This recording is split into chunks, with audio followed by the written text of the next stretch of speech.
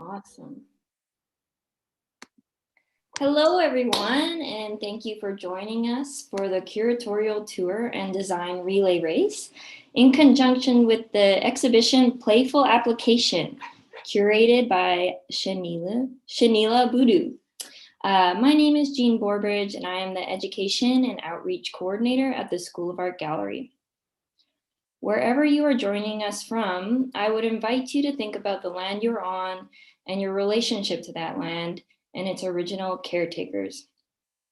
I'm speaking on behalf of the School of Art Gallery and the School of Art and the University of Manitoba, located on Treaty 1 territory, the traditional territory of the Anishinaabe, Cree, Oji-Cree, Dakota, Dene, and the homeland of the Métis Nation.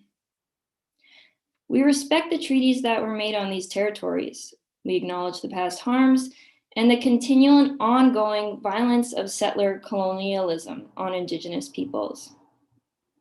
As an educator and outreach coordinator at the School of Art Gallery, I will continue to prioritize the work, stories, and programming of Indigenous artists, Black artists, and people of color.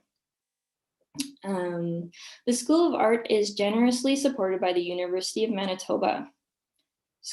The School of Art, faculty and staff, national and provincial funding agencies, donors, and volunteers. In particular, I'd like to acknowledge the fantastic team at the School of Art Gallery, including Blair Fornwald, curator and director, Donna Jones, administrative assistant, C.W. Brooks, register and preparator, and Glenn Johnson, and Hallie Ritter.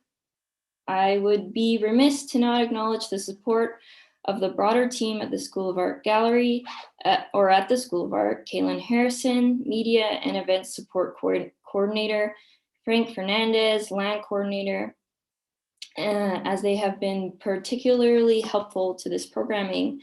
I would also like to thank Professor Lee Bridges, who was instrumental in the planning and coordination of this event. And now I would like to introduce curator Shaneela Boodoo of Playful Application.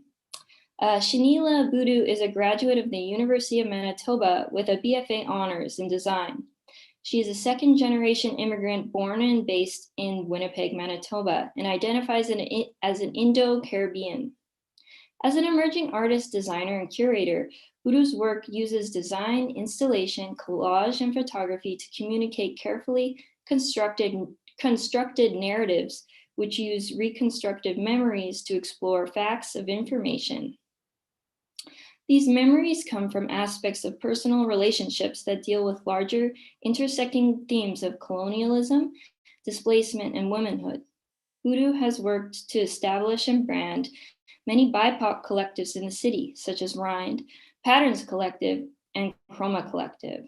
She has curated shows such as Adornment and Analogous that have centered the experience of BIPOC in institutional spaces, such as the School of Art Gallery. Take it away, Shaneela. Hi, everyone.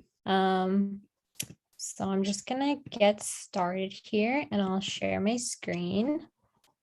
I'm just gonna talk a little bit about my exhibition, Playful Application, about my curatorial framework and research, and my whole process for how I decided to curate the show and all of that good stuff.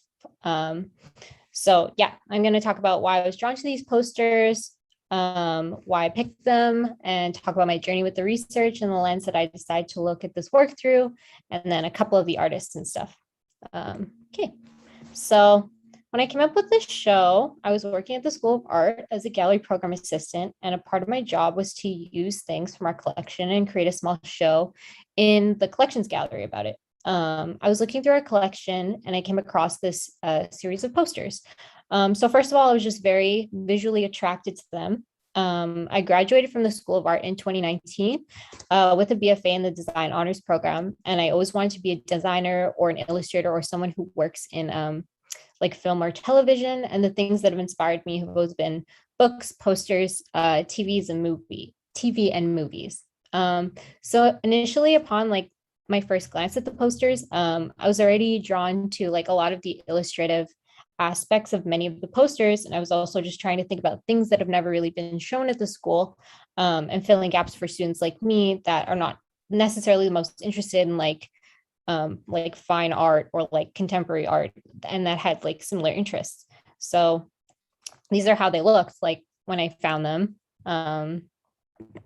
And I just, these are like some nice photographs of them. And I just really love the size of them and how they called for attention, and they intrigued me even more as I noticed the Olympic label on the bottom, obviously. And I saw that many of them, they didn't even have like sports incorporated into the images. So I thought that was really interesting.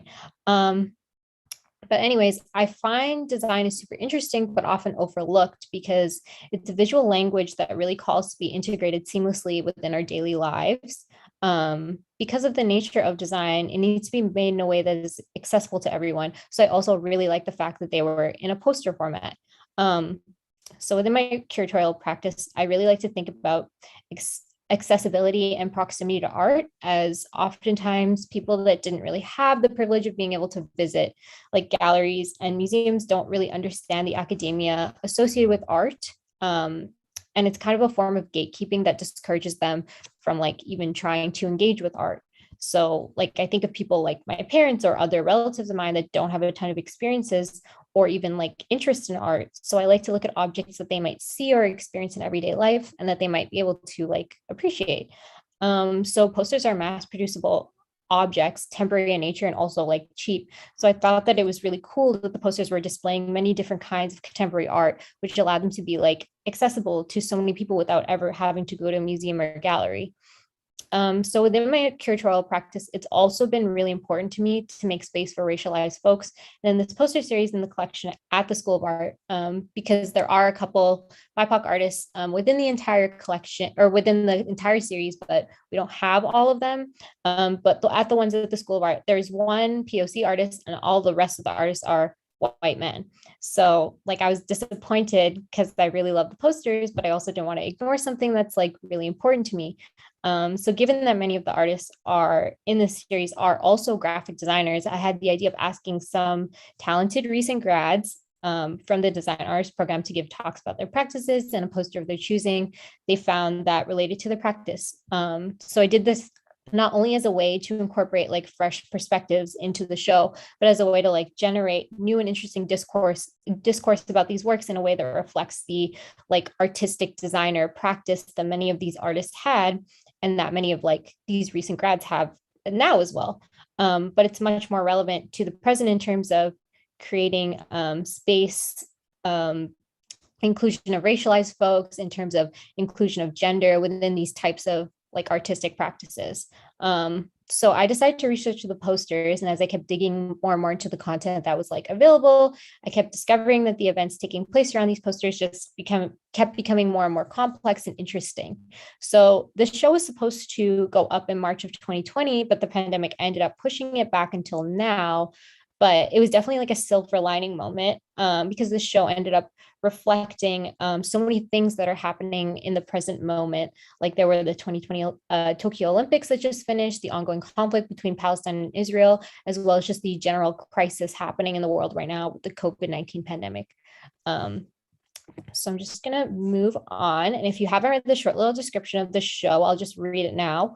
So the 1972 Munich Olympics had high hopes to convey to the world a new image of peace, coexistence, and friendship for Germany, a recovery from the 1936 Berlin Olympics held during the Nazi regime.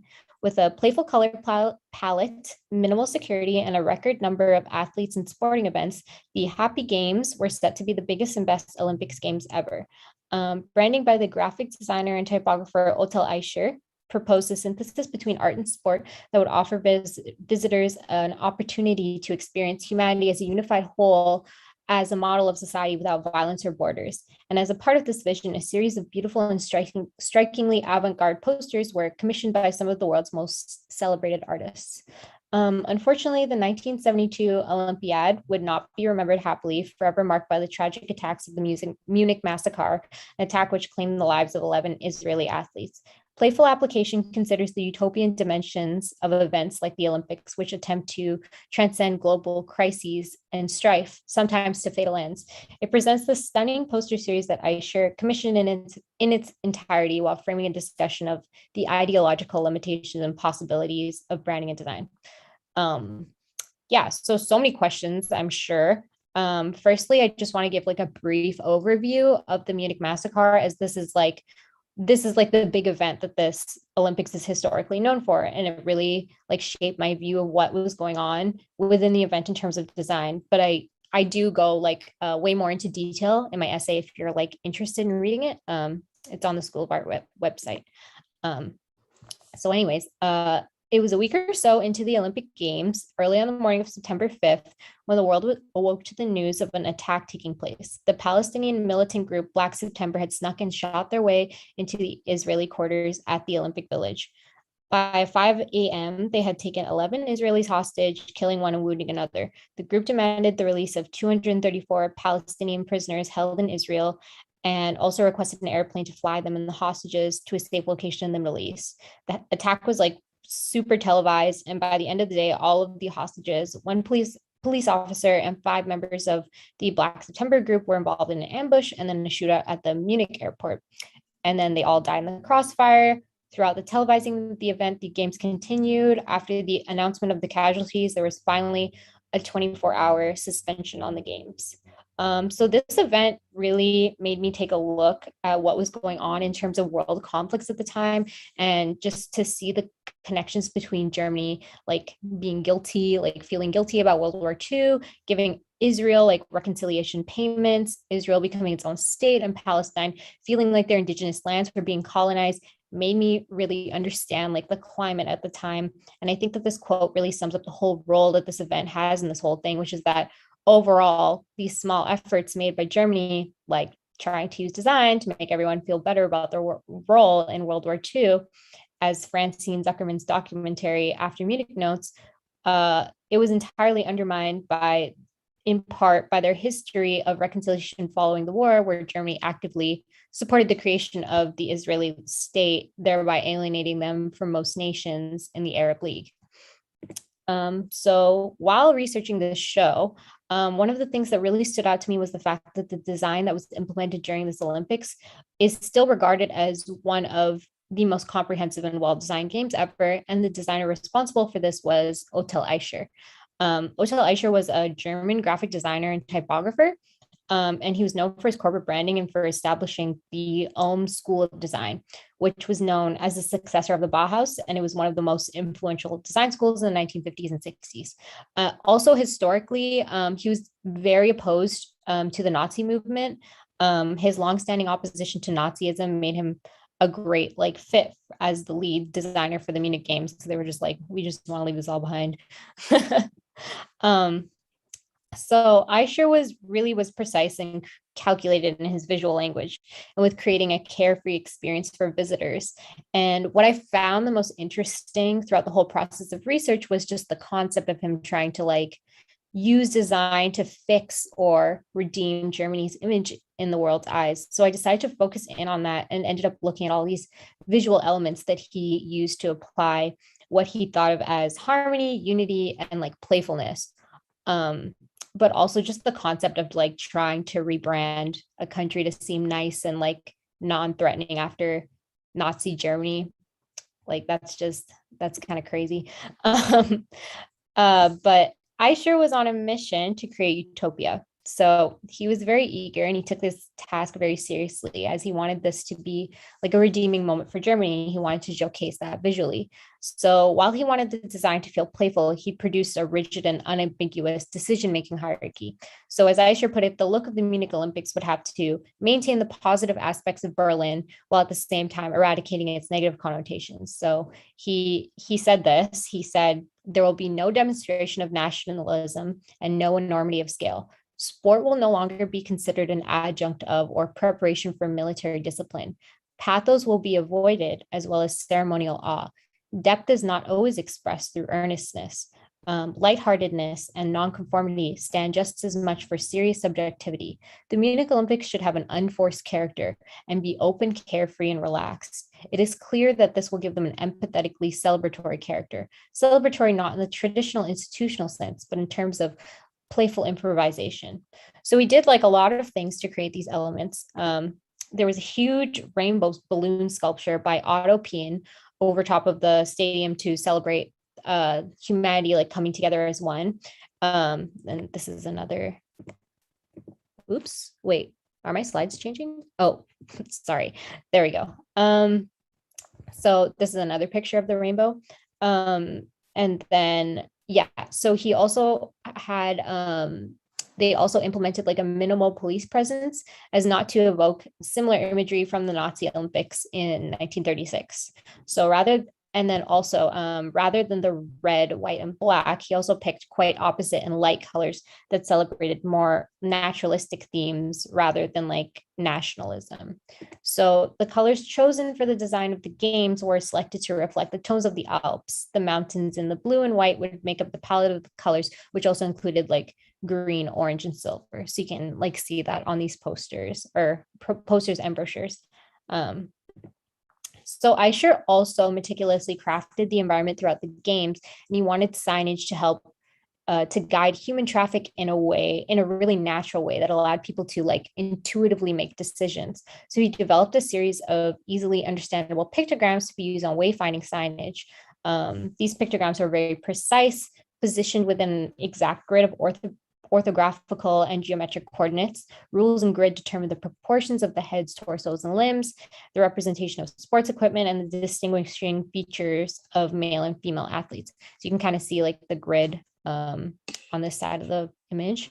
Aicher is the most well-known for these pictograms, the most iconic being his men and women's restroom signs, which have been used almost ubiquitously in public restroom signs. So this is another image with like they had like different brochures for all the sports, so you can see like a running one, like a diving one and stuff. Yeah, it's pretty cool. And then even the mascot Waldy, the very first Olympics mascot, was considered very carefully as the committee was aware of the connotations that were still strong in many people's memories of the last time Germany had hosted the Olympics Games. They ordered that any symbols that reminded people of the country's recent past were banned. Lions and eagles are unsuitable for advertising because of their pathos, they said. And a dachshund was thought to be the ideal choice because they were considered tough, agile, and resilient. And in addition, the dachshund was considered a typical domestic animal for Munich citizens. Also, they're just really cute.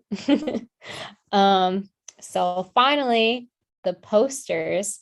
So as a part of Munich's original bid for the games, the committee promised a synthesis between art and sport. With this in mind, the posters were high on their agenda. The Olympic posters were supposed to be of high artistic quality that had to be world famous and establish an avant-garde trends in art ought to be represented. So well-known international artists were encouraged to incorporate a relationship with the Olympic idea and the contemporary Olympic Games in the present time.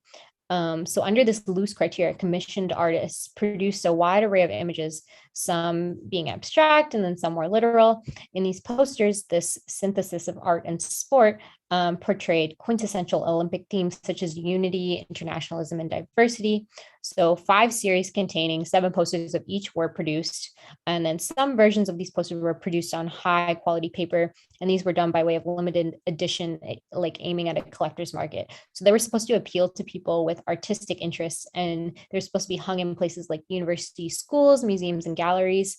So because they were produced in both wide and limited editions, they were able to be displayed like everywhere, but they could also be like collected and kept as pieces of artwork, which is what I thought was cool about these posters. So most of the ones that we have here in our collection are edition 3, series 3.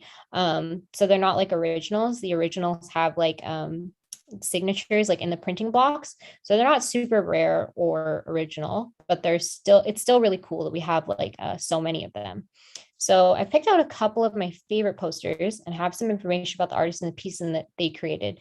So many of the works created vary. Some of them could be seen as a continuance of their own personal practice, and some of them are unique works to the Olympics. So this one is by Tom Wesselman. So American pop artist Tom Wesselman is known for his stylized glossy images of still lives and nudes. In the early 1970s, he began focusing on a few details of the body, such as hands, feet, and breasts, investing them with a symbolic life of their own. Here, the monumental foot has a powerful, slightly humorous in-your-face presence. This one can be seen as a continuance of his own personal practice because he has multiple depictions of like feet and body parts. But I really like this poster because it's just super random, and there are lots of like the posters that are also like unrelated to sports, but it also kind of relates back because it's like, I guess you use your feet to like run and do sports. But I don't know, that's why I think this one is kind of funny. But this one is by Joseph Albers. I hope I'm saying that right. But he was a German-born artist and educator. So he taught at the Bauhaus and Black Mountain College, and he also headed Yale's University's Department of Design, as considered one of the most influential teachers of the visual arts in the 20th century. Joseph Albers made many square works like this one, and this one is one of my favorite posters of the group because it kind of reminds me of like an illustrated version of like a James Turrell like light work, and so I've kind of put them side by side. This is the one on the left is Joseph Albers, and then the other one is a James Turrell work. But yeah, so that's it for my presentation. So despite Aicher's enthusiasm in creating a positive image for this new chapter in Germany, while this identity and elements of it express social changes and political discourse, they far from simply reflected them. The legacy of the Munich Olympics is forever marked by the international conflicts that the committee tried to ignore and suppress, and the consequences of those actions. So while design and ceremony can be uplifting and democratic, it can only do so much within the ideas of utopia that we create and crises that we ignore. So yeah, that's it for my presentation. Just stop sharing for right now.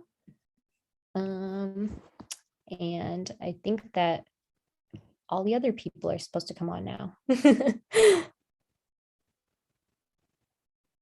Oops.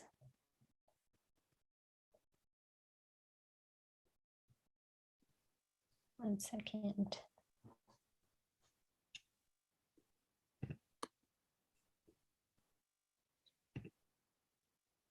Hi, Jean. Hi. So you can introduce all the relay racers now. Oh, okay. And then they're going to appear. Yes, then they'll appear. Okay, so I'm just going to go in alphabetical order. So these are a group of really talented recent graduates from the Design Honors Program at the School of Art. Some of them are more recent grads. A couple of them are a little bit before, like me and Kelly. But anyways, so I'm going to go in alphabetical order. So the first person that I'm going to introduce is Kellie Huynh, and she goes by she, her. Her pronouns are she, her, and she is a Cantonese, Chinese, and Japanese graphic designer and second-generation immigrant born and raised on Treaty 1 territory. She holds a BFA honors from the University of Manitoba and was design editor of the Manitoban from 2016 to 2020. Prior to the pandemic, she focused on print design and illustration. Post-pandemic, she's focusing on rediscovering the roots of her heritage. Her practice focuses on communal gatherings and the sharing of food and drink. Recently, she has begun to dig into family and cultural recipes that have been passed down through generations and examining how food creates a sense of belonging and home away from home. And so the second person I'm going to introduce is Tamiko Chase Kavanagh, and they go by they, them. They are a designer and artist from Winnipeg, Manitoba, Treaty 1 territory. They heart fiercely bold design and even bolder narratives. Tamiko designs both digitally and physically. They also work with installation and illustration. Playful investigation and a considerate approach to research are key components to their practice. As a queer mixed race Japanese-Canadian artist, the intersections of race, culture, and gender also play a crucial role in Tamiko's work. When designing, they like to work closely with clients to create exciting and uncompromising visual identities and products. So the next person I'm going to introduce is Ren, and their pronouns are they, them. They are a designer and illustrator who's living, working, and learning on Treaty 1 territory, Canada. They make zines, code a little, rip, burn, tape, cut paper, work their scanner real hard, draw a silkscreen, and use fonts. They want to keep learning about everything. Their design practice is largely guided by playfulness, experimentation, and confrontation of the self, of the politics, of their existence, of purity, of language, of fear, of tradition. They want to create things that are as intense, unclean, confusing, and mundane as people are. They're trying to have as much fun as they can. And the last person that I'm going to introduce is Ernest Zarzuela. He goes by he, him. He is a Filipino-Canadian designer based in Treaty 1 territory, Canada. He recently obtained his Bachelor of Fine Arts in honors at the University of Manitoba School of Art. With a key interest in image making, identity, and language, his work often involves experimentation and intersection across different mediums, both digital and analog, such as illustration, typography, motion graphics, collage, and screen printing. And sincerity and delicateness are very important to his methodology. The order of the evening tonight is going to be, we're going to do 4 short 6-minute presentations. So they're all going to have 20 slides, then have 20 seconds to present each slide. And then Kellie is going to go first, then Tamiko, then Ren, and then Ernest. So yeah, we're gonna, hopefully somebody will appear to me.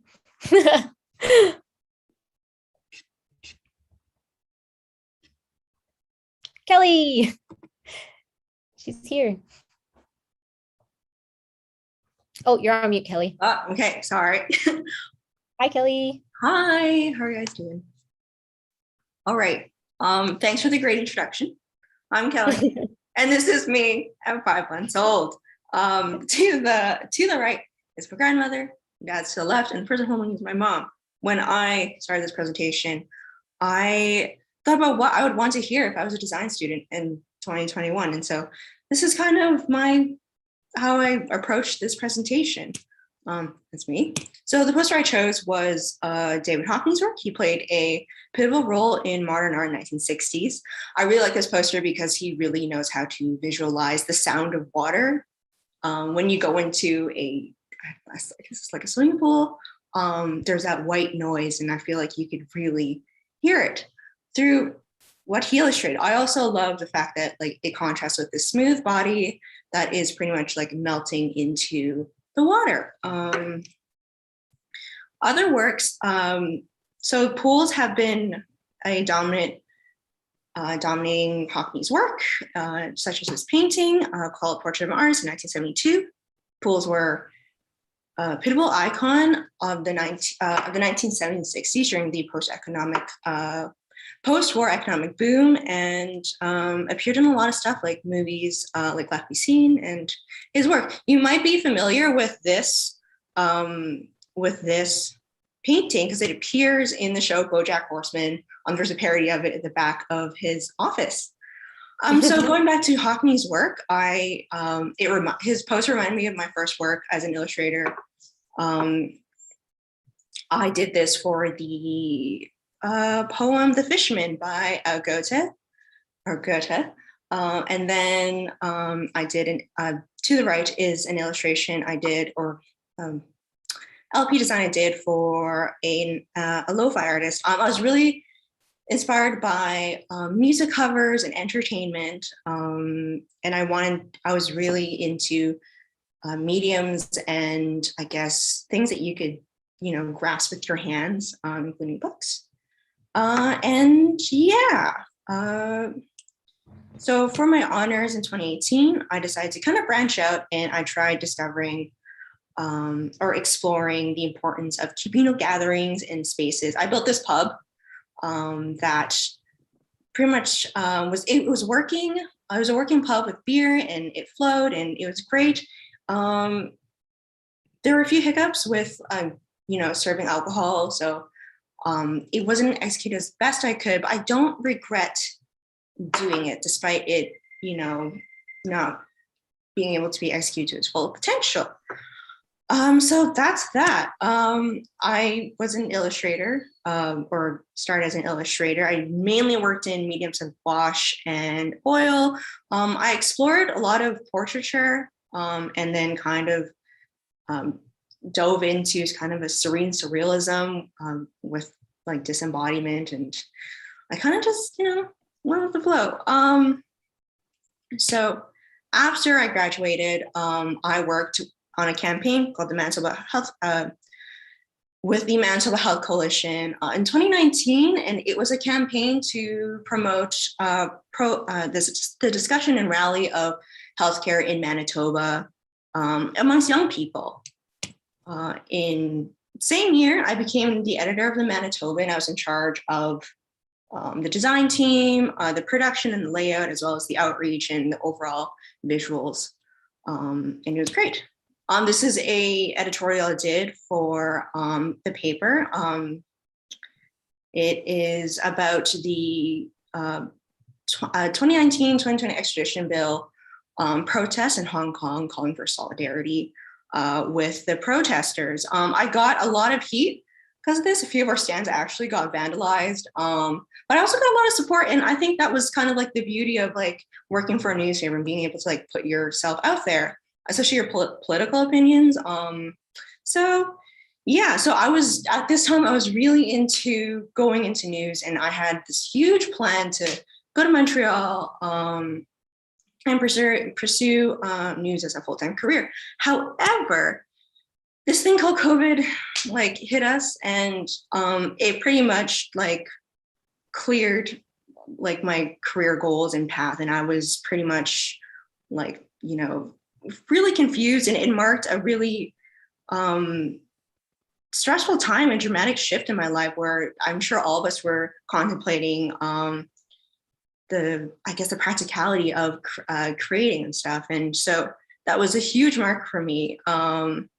Also, on top of that, the COVID pandemic, I lost the two grandparents that raised me. They died within 6 months of the pandemic, and that was honestly really traumatic for me. And because they were both like pivotal points of my heritage. And if you're like a person of color and your family's immigrants, the value of your grandparents within the scope of your heritage. So I took it upon myself to kind of explore my family heritage and second generation immigrants. My family comes from Vietnam. Vietnam's a hugely diverse country. My family in particular is of like the Cantonese diaspora that populated Ho Chi Minh City. And my grandparents were born during French colonial rule. My parents were born during the Vietnam War and raised during the post-war. My dad is Japanese, and in the 1990s, my family immigrated here, and I was the first generation to be born without experiencing any poverty or war, and it's really interesting. So, as an immigrant, as the child of an immigrant, you kind of always feel like a racehorse at a Kentucky Derby, where all your family is like invested in you, and I feel like it's a pivotal part of the second generation immigrant experience, in which you're always navigating these two cultures, the one you're born in, such as Canada, and the one that your family is born in. So during the COVID pandemic, the racist attacks on like Asian seniors and businesses were really threatening to families, because they are the seniors and businesses are the embodiment of our history and heritage. I remember when my parents called me being like, don't go out. Like they were scared that I was going to attack for like being Asian. And it was really like a really daunting moment, and it still is. So currently I am working on constructing a catalog, housing all the recipes and exploring the dialogue between second generation immigrants and the connection between that and food and how it grounds us in our heritage. I find that ethnic grocery stores such as like Sunwa and Young's to be like very pivotal. They're like microcosms of heritages that immigrants brought over to kind of reestablish themselves. It's like a second home to many people. One of my greatest, I guess, gifts is that I was born to a very diverse family where food was such a huge part. My family ran 2 restaurants. There are mainly 2 Japanese restaurants, and it was staffed by all walks of life. And through that, I was able to experience so much like language and color and just so much food and culture. And yeah, so the illustration to the left is inspired by Leonetto Cappiella, an Italian illustrator from 1875. The illustration was mango pudding. It's a popular dessert in Hong Kong, and it was always made for me by my grandfather. However, the creation of this dessert comes from British colonial rule in Hong Kong during the introduction of like various forms of cow's milk. That's not really popular in traditional Asian cuisine. To the right is a Vietnamese dish that I grew up with and my mom brought over called broken rice. The creation of the dish comes from the byproduct of rice sieving, and people with, I guess, with economic disadvantages, or I guess like poor people like my family, would buy the byproduct. And so these dishes kind of show like how a lot of cuisines that we take for granted here are shaped by a lot of struggles from like beyond our borders. So I grew up in, so this is a collection of photos from the 1780s of my family in Vietnam. Anthony Bourdain was a huge advocate of Vietnam because no matter like what state Vietnam and society was at, there was always time to come together for a meal. And there's nothing more humbling than like sitting down together on plastic chairs over a bowl of noodles, and gathering is such a huge important part of family in Asian culture, and especially in Vietnam. So the dinner table to me is the cornerstone of heritage. This movie called The Farewell by Lulu Wang, directed in 1920. Many of the scenes in this movie are centered around dinner tables and how dinner tables are passing down tradition and family hierarchy. Looking back on my honors, I didn't realize how entrenched in gathering my work, I guess, was, and how it affected me. And so therefore, like, I don't really regret it. And yeah, so in conclusion, a big part of, my design is gathering. And yeah, I guess the last thing I would want to say is like, sometimes you'll find yourself like in a great position, and then a crisis like a pandemic comes and it wipes what you seem as your future off the path. And like, you're kind of lost, but sometimes being lost is a good thing. You don't have to know your way after you graduate or even while you're in school. And sometimes being lost and being able to explore, you'll find yourself in more meaningful positions. I admire all the students right now that are going to design, because if it were me, I don't think I would be taking design in the pandemic. So, like, have fun, and, don't be afraid to like get lost and explore who you are. Yeah. So I think that's it. Thanks, guys. Thanks so much, Kelly. Yay. Yeah. Like I said, during our rehearsal, really enjoyed those baby pictures of you. So cute. I look the same. So I think the next person that we have is Tamiko. Really excited to hear from you, Tamiko. I'll turn my camera off now and you can take it away. Cool. Let's try this. Okay, cool. So I'm Tamiko. My artistic practice centers around illustration, installation, and design. Visually, my work is pretty loud, it's colorful, it's uncompromising, and what I'm going to be doing today is dissecting one of the posters from the Playful Application exhibition and seeing how it relates to the design elements that I employ in my own practice. So this piece from the Playful Application exhibition that I was immediately attracted to is this one by Omar Alt. The print is sometimes called the Mascots, fitting for the Olympic posters. I was drawn to the forms and the colors, and I could easily identify the parts of the print that reminded me of my own practice and also reminded me of the work that I am often inspired by. So Joan Miro, along with Paul Klee, are some of the inspirations cited for Omar Alt's work. The influence of Klee's Bauhaus background and his interest in design principles, as well as Miro's simplistic figures, iconography, and even the colors of his piece, which is on the left, can be seen within Alt's poster.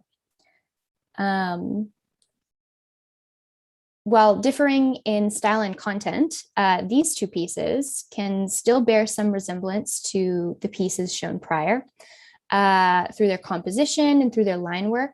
These artists, or the artists behind these two works, on the left is Paul Aicher and on the right is Tracy Thomason. These are both artists whose work kind of floats between the realm of art and design, much like Miro and Klee's, and they're also quite large influences on myself as well. So early on in my artistic career, I was considering my approach to art as something very separate from my practice as a designer, which was still new. At that point, I had just started doing just small freelance design projects, and I was still pushing myself to create work that I thought was appropriate for art school. And so while I eventually would end up experimenting with design principles and elements within my work, I mostly considered art and design as separate entities. So in the early freelance work that I did, I considered less of what was typical for design and was investigating more what I was personally inspired by. So shapes, colors, illustration, all of that kind of stuff. And the evidence of play and exploration is quite clear, I think, in these two pictures here. And that became a really core part of my practice and can also be traced back to not only my artistic inspiration, but some of my childhood interests as well. One of my favorite book series as a child was this French series called Barbe Papa. I went to a French immersion school, so this was really prevalent in my childhood. I was fascinated by the forms that the characters would morph into, and I loved the colors. And an interest that was growing simultaneously to my interest in the visuals of this Barbe Papa series was my interest in animation. So on the right is a still from the opening to Monsters, Inc., which was what made me want to become an artist in the first place in about 2001, 2002 as a young child. And this still from this Monsters, Inc. opening is also the thing that sparked my interest in film, communication, and typography. So the boldness of Alt's poster, the abstracted and the flat forms, the iconography, and the colors are all visual elements that often appear in my own work. They all stem from, or the inclusion of these elements, I guess, all stems from my interest in animation, illustration, expressionism, fauvism, and of course, graphic design. So this image right here shows an exploration I did of the form of the typographic asterisks, which was done for my honors thesis project last year, or in April, I suppose. In the context of my project, this was an exploration of the relationship between one's own body and the bodies of those around them. But visually, the icons and the symbology perhaps can be related to the poster, to Alt's poster. This piece is a good example of how I use color in my work in a similar way to Alt, but also provides an example of how my work differs from his. My work often uses text not only to inform the viewer through the word's meaning, but is also used as an important visual component to the piece itself, particularly within the composition. Sometimes the text or typographic elements are the entire focus of the work. I use explorations in form to experiment with typographic elements, which you can see in the shape on the left, which is the letter D. And sometimes I use language as a tool to convey ideas about identity and community, the use of language itself, such as in the composition on the right. When I'm using text to convey my ideas, I try to think back to what initially drew me to those opening credits of the Monsters, Inc. film. It was the life and the motion that inspired me. And while I do work with things like GIF and motion graphics, I try to change something that would otherwise be stagnant, like a still poster, into something that requires a little bit more effort on the part of the reader. So finding ways to subvert the reader's experience, whether it be through language or through my design choices, such as with these components of my thesis project that you're looking at here, I tried to force a viewer to consider what they're looking at in a different way, or a way that they might not be used to. I reevaluated the concept of a traditional zine or brochure and created designed ephemera and readers that would force the viewer to quite literally look at them in new and different ways. These were a series of stickers and icons created as the next development from the earlier shown asterisk exploration. Rather than simply explore the body in icon form, I tried to convey several concepts through shape and text. These stickers were playful and fleeting in their objecthood, and eventually weren't a large part of my project per se, but they did inform a lot of the project towards the end. I was experimenting with the idea of liminal spaces and amorphousness, and how that could be represented with icons. So I've shown work from my thesis project that shows how I was interested in form to convey ideas, but the larger concept behind the entire project was based on my experience as a mixed race individual. I was trying to create a system of icons and ephemera that could accurately convey what it feels like to exist within multiple identities, and how that permeates every aspect of the life of BIPOC and mixed race people. Moving away a little bit from my personal work, I'm going to show some examples of my professional practice. So designing for others, while it can be an opportunity to express yourself through your work, and it often is, there are also always opportunities where I'm able to incorporate informed research and playful investigation into the logos and the layouts that I create for clients, whether or not it's something that is personally about me. That being said, my identity is always an important part of my practice. These are from an exercise I facilitated during a workshop I recently taught.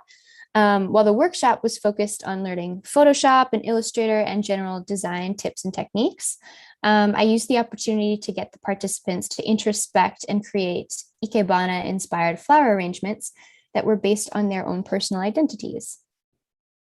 Play is also an important part of my practice, specifically in the research phase of designing. By engaging in a playful and exploratory investigation of the Exchange District in Winnipeg, I used a new insight on an already familiar area to create icons that were then used to represent the entire Exchange area of Winnipeg through organic, abstracted, and representational imagery. You can see how the sketches on the left evolved into a draft on the top right, and then on the bottom right is kind of a sneak peek of that final mural that is in the art space building. So in the same vein of incorporating play in my work, using an iterative approach to design also allows me to explore form, concept, and color simply through experimentation and trial and error. Conducting research with the consideration for a client's own personal background and their clientele's background is also important in my design process. Shown here is the development of a logo for a research project devoted to sibling relationships and growth throughout childhood. So that's kind of it. Hopefully the reasons why I resonated with the poster, the Omar Alt poster, have kind of become apparent. I also hope that I've revealed some of the ways that through using play and experimentation in conjunction with my knowledge of design principles, I've kind of explained a little bit how I design and how I design in a way that is fairly whimsical and that I hope is earnest, and that divests from traditional or contemporarily really Western methods of designing. yeah, yeah, that's it. It's been a pleasure to show you these slides. Yay. Thank you, Tamiko. That was so good. I really love the part where you talked about Cavanaugh. Yeah. So the next person that we have is gonna be Ren. They put a little heart emoji. So I'll just leave it up to Ren. Oh, sorry. Sorry, some buttons appeared. Okay.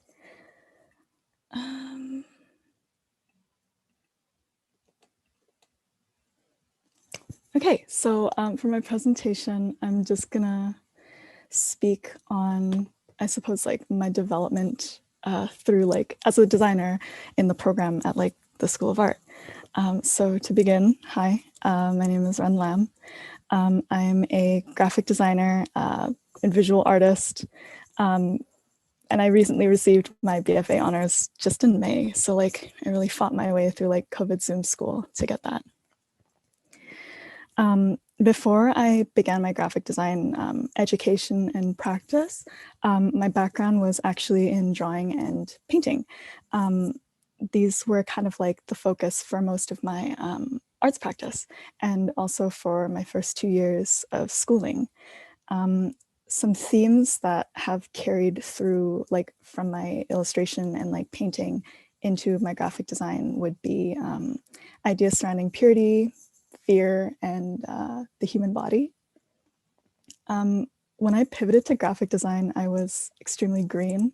I was not exactly ready to do a whole lot of experimentation like I was doing with my drawing because I was so new to all the programs. So like I was making a lot of stuff like what you see on the right, which was just very bare bones, and I was small and afraid. But I think like when I'm reflecting on my growth in graphic design, I can see like points in my education that really shaped me into who I am today. Sounds very important, but it's not. The first thing was I learned how to screen print. And I felt like this was a really beautiful marriage between skills that I had picked up in graphic design technically, and also like reflexes from like my illustrative background. And it was also a really beautiful way to merge analog and digital ways of creating. Something else that I really appreciated through my education at the School of Art was that in design, we were very much pushed to read and research. And it was through research projects that I discovered the work of Joy Buolamwini, who is a computer scientist and an activist. And she talks a lot about the real world ramifications and consequences of things like code and design.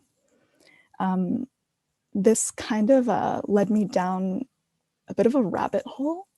I fell in love with this idea of how human beings are often flattened into numbers and data, and how strange it is that we consistently strive for purity. And we do this so that we can make human experiences more legible and easy to understand.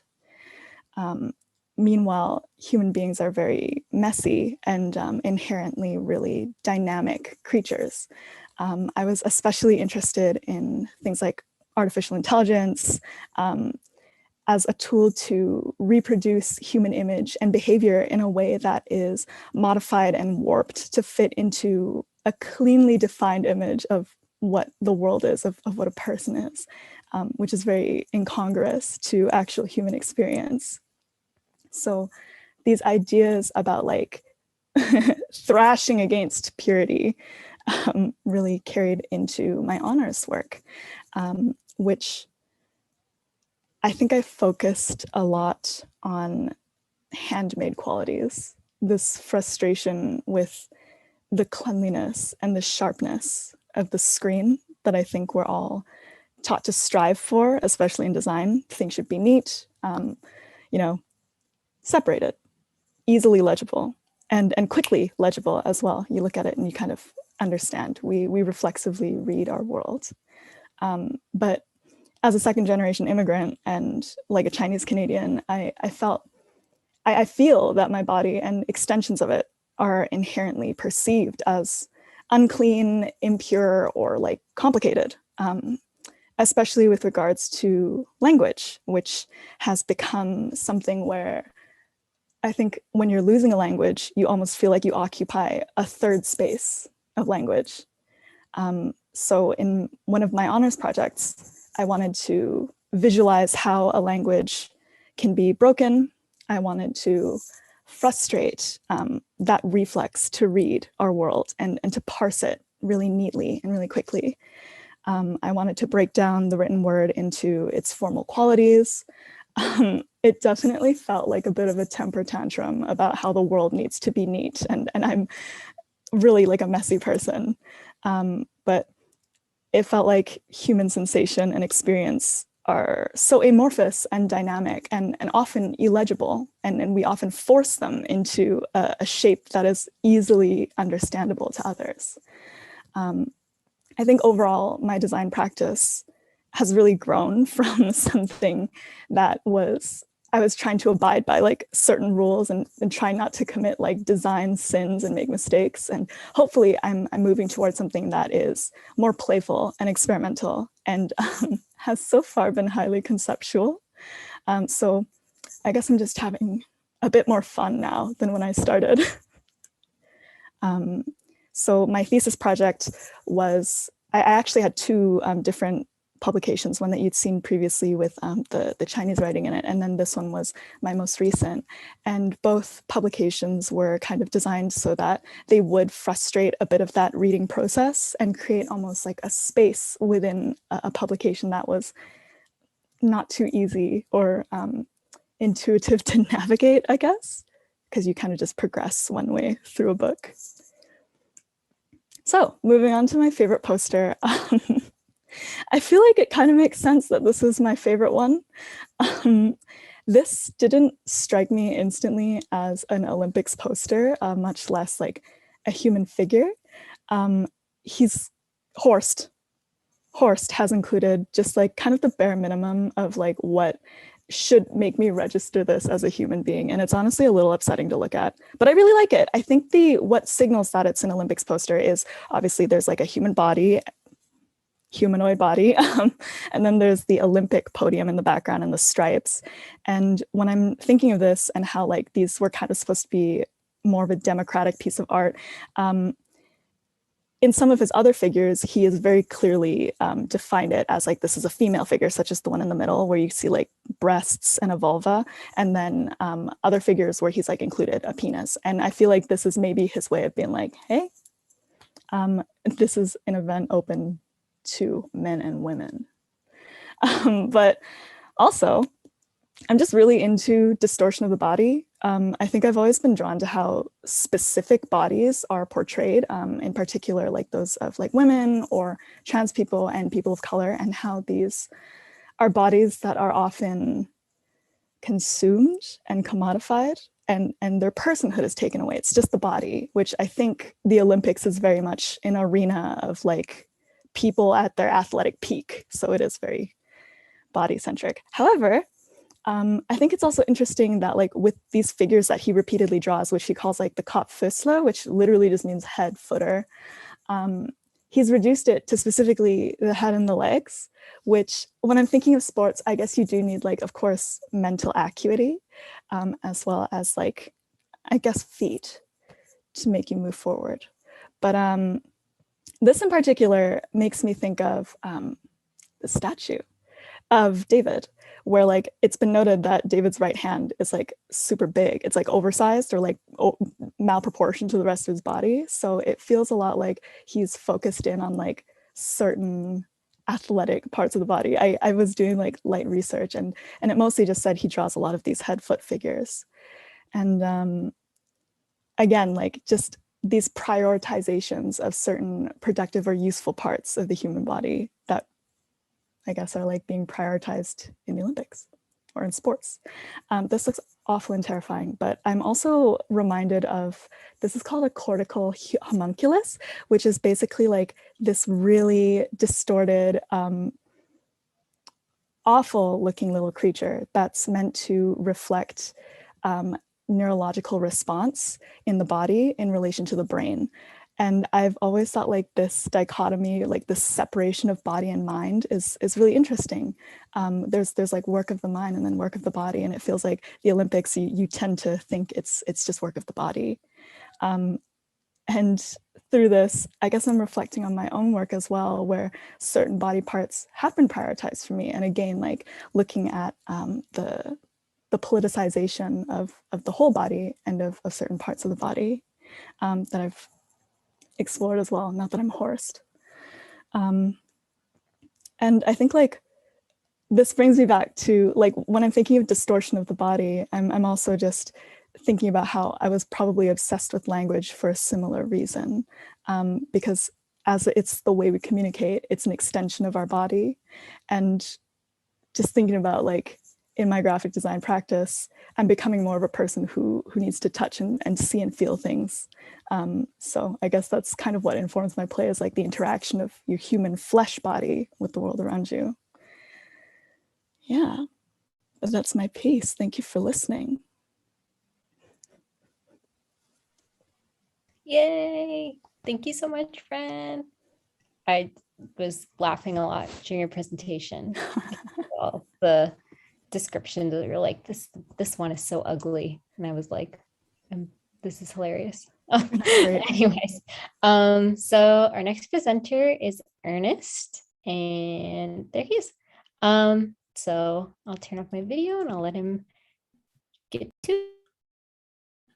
Okay, all right. Thanks, Shaneela. Let me just share my screen.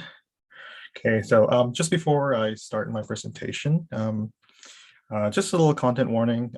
My slides can be potentially overstimulative. So just in case anyone in the audience don't deal with that stuff well, maybe right now is the time to like look away, I suppose.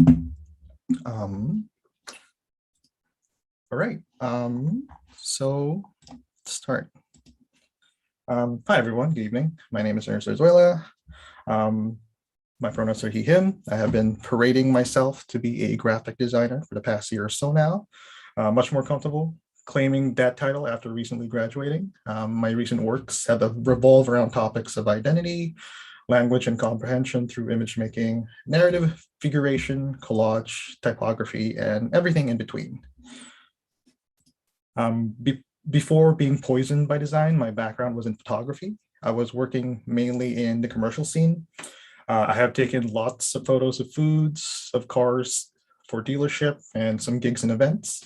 That was fine for a while, but I've always had the intentions of attending art school from the get-go. In my early stage of being in art school, I had the intention of going into illustration. But around my second year was when I met Professor Daniel McCafferty, and he talked about type, and I was instantly hooked, and now I don't know how to draw.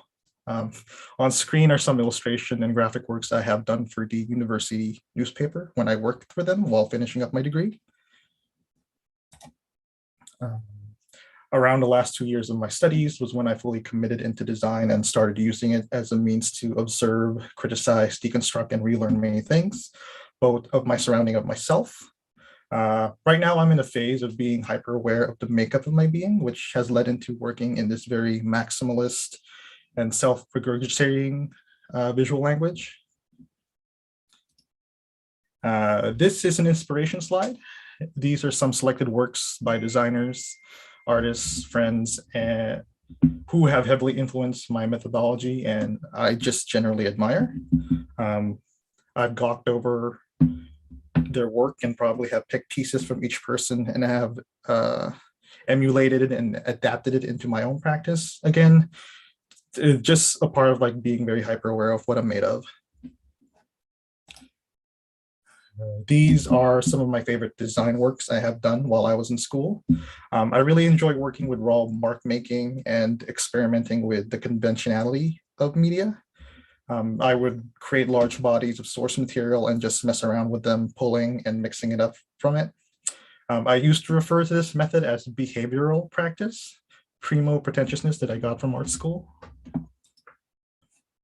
And so from there, I extended this approach with my practice in my thesis project in my last year of art school. I essentially wanted to try and answer this rhetorical concept of why do we do the things we do through self-surveillance, data collecting, and generative content through myself. This kind of fell through and transformed into a self-reflection of complacency and questioning of one's comfort. Collecting data about yourself and seeing numbers that are supposed to represent you, and then trying to add them up, but nothing is coming up and things aren't falling into place shook me a little bit. And so the project became into a sort of manual on how to deal with that instead. And then for the second half of my final year, this continued shifting into an attempt to measure the notion of comfort through the arbitrariness of habit and patterns. At the core of it, it was my personal introspection of comfort that I find in following instructions and knowing the conclusion. This project turned into a publication as well. The data collected took on the form of these punched out circles. The data collected were generative and behavioral in nature. And so the book was an attempt to essentially compress and translate the arbitrariness of feeling comfort through instructions in different planes where it can exist. Final year of school also allowed me to explore working in digital spaces, both out of necessity and curiosity. A lot of things were unsure and up in the air, so becoming familiar with working in the web was very trajectorial to my practice. Because of this, also allowed me into this very cool project that I had the privilege enough to be a part of. My most recent project was co-designing the first ever virtual BFA grad show for the School of Art. I got to work with a classmate and a fellow designer, Rachel Wagner, comp-sci student Harshal Balero, and music student Allison Burdeny, under the guidance of Professor Daniel McCafferty.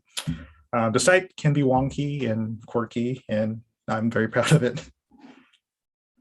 So that's a quick rundown of my road to claiming of the title of graphic designer. I think I'm still processing everything. I'm finishing up my BFA and everything in between. I'm still processing being invited in this panel and to talk about design, since I feel like I just make silly, colorful shapes. This is Charles Lepic, a French artist born in 1898. He fought in the First World War. He worked as an engineer after, and sometimes around 1940 was when he shifted into becoming an artist full-time. His body of work is known for its colorful and playful approach to form and figure, both nature and human figures. It is mentioned that he would have color phases throughout his career.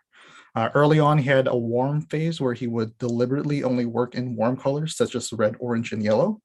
And he is also the artist of the chosen poster I want to talk about from the exhibition. I chose to talk about this poster because of the very loose and almost raw approach to the forms in it. I really enjoyed the very visible, thick outlines on them. To me, there's almost like a sense of constraint by only using a limited color palette and like the consistent stroke to the form. It's very much reflective of like how I draw or how I illustrate some of the forms I use in my own design. The other reason why I chose this poster is it reminded me of the stickers I have on some of my stuff, which was designed by my current favorite designer, Eric Timothy Carlson. That immediately stood out, and I just had to take the opportunity to talk about Eric Carlson because that means I can talk about my favorite band, Bon Iver. Eric Carlson is the art director for Bon Iver, and that is how I discovered him. I know Miko and Ren might be rolling their eyes because they have been sick to death of me talking about Bon Iver, but the thing is, their music has been the background throughout the whole 5 years of art school for me. A lot of the visuals that came out along their music really spoke to me, and to this day has been roots of my own visual language. The thing I admire most about Bon Iver and Carlson is their value in people and collaboration. They both have been very vocal about the involvement and importance of relationship and companionship in each of their respective art practice, and just the idea of letting go of the authorship and the sacredness of only having one author in like any piece. And I think that's really important and something that I've been slowly trying to like figure out how to apply in my own practice. I think it's beautiful and something I try to emulate in my practice. I very much own up to the collecting imagery and just showing them raw. I think that was very evident of like the slideshow that I just made everyone sit down and watch. I think that's why I became hyper aware of the things that makes up the space that I occupy. Because I mean, who am I but of the love of the people who I had the privilege to surround myself with? Like, I think it's very crucial to just like always reflect on literally the little pieces that make up one's being, that again, the space that they occupy. So yeah, like that's really my talk. I wanted to end it off with, again, the people in the show as well. And yeah, thank you. Stop share. Yay! Thank you so much, Ernest. That was amazing. So I think we're at the end of our night. I think that we're still going to do, we still have 15 minutes left. So if there are any questions at all, we do have some time set aside for a Q&A period. So if anyone has any questions for anyone, you can ask them right now. Oh, thanks, Kelly. Kelly said, big hugs to all who presented. Y'all are gems. It's true. All these people are number one. Gems, truly. But yeah. Wait, let's see. Yes, Ren's presentation was pretty mind-blowing. Same with Ernest. I don't even know how you made everything like move around like that. That was very advanced. But yeah, I guess if there's no, he was moving them with his mind. But yeah, I guess if there's no questions, this is the end of our event. Thank you everyone so much for coming. Really appreciate you all coming. And it was lots of fun. Thank you.